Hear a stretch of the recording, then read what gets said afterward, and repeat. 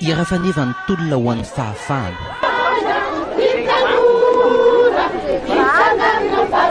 Sorabavety maneho fanohanana ny Christine Razanamahasoa, vehivavy voalohany mitantana ny androm-panjakana mpanao lalàna, manohitra ny fandravana ny birao ny antenimieram-pirenena, manohitra ny jadony.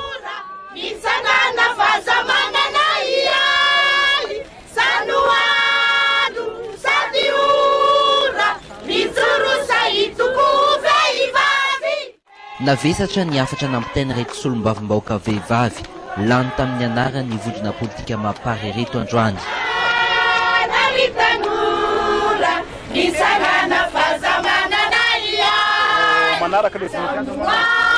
Mazava ny afatra, mazava ihany koa ny olona iantefana.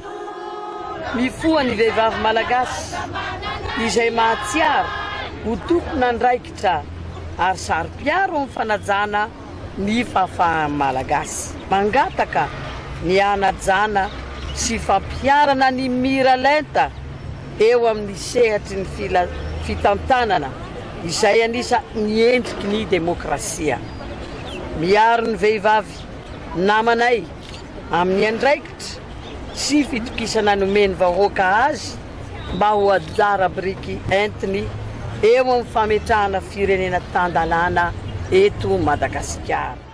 Christine Razanamahasoa mpitarotolona sy reto ekipa mpiaradia amin'ny reto izay nanome lanja manokana ireo ny tolona ho an'ny fahafahana androany. Ny fanasana dia avy amin'ny foloandaza. Zany hoe ny foloandaza zany dia mireconnaître izy zany an'ilay hoe filohan'androm-panjakana eto amin'ny tany sy ny firenena. Nazy fanasana zay dia tonga satria manaja ny fanasana zay.